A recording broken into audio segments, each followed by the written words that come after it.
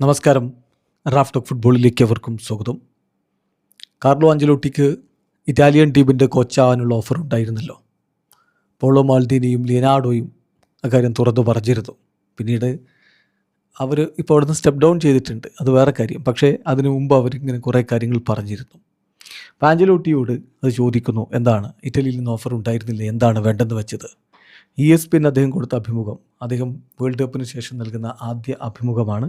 അതിൽ അദ്ദേഹം സത്യം തുറന്നു പറയുന്നത്, ദി ട്രൂത്ത് ഈസ്, എന്തുകൊണ്ട് എന്നുള്ളതിൻ്റെ സത്യം എന്താണെന്നറിയോ? ഞാൻ ഇറ്റലിയുടെ കോച്ച് അവതരിക്കാനുള്ള കാരണം ബിക്കോസ് അതൊരു കോൺട്രാക്റ്റ് പ്രോബ്ലം ഒന്നുമല്ല. ഇവിടെ എനിക്ക് 2030 വരെ കോൺട്രാക്റ്റ് ഉണ്ട് എന്നുള്ളത് കൊണ്ടല്ല. ദാറ്റ്സ് നോട്ട്, അതല്ല കാര്യം.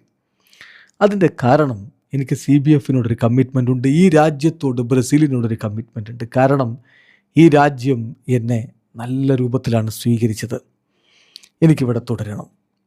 ഇറ്റാലിയൻ ഫുട്ബോൾ ഫെഡറേഷനോട് ഞാൻ നന്ദി പറഞ്ഞു, ഒബ്വിയസ്ലി, തീർച്ചയായിട്ടും എന്നെ അവർ വിളിച്ചതല്ലേ, ഞാൻ അവർക്കോട്ട് നന്ദി പറഞ്ഞു. പക്ഷേ എനിക്കിവിടെ തുടരണമെന്ന കാര്യം ഞാൻ അറിയിച്ചു. കാരണം ഞാൻ വിശ്വസിക്കുന്നത് it is right and fair to continue in your country that has welcomed me so well.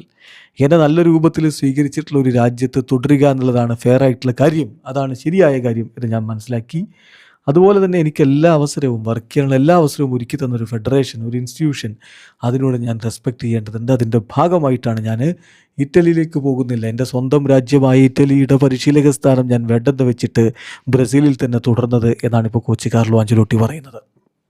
അല്ല, ആഞ്ചലോട്ടി മാജിക് കാണാൻ പറ്റും വരുന്ന ടൂർണമെൻറ്റുകളിൽ എന്ന പ്രതീക്ഷയിൽ തന്നെയാണ് ആരാധകർ. ഇപ്പോൾ ഈ വേൾഡ് കപ്പിന് ടീമിനെ ഒരുക്കാൻ അദ്ദേഹത്തിന് വളരെ കുറച്ച് സമയമേ ലഭിച്ചുള്ളൂ. പക്ഷേ ഇനിയിപ്പോൾ 4 വർഷത്തെ ഒരു ഫുൾ സൈക്കിൾ അദ്ദേഹത്തിന് കൊടുക്കുകയാണ്.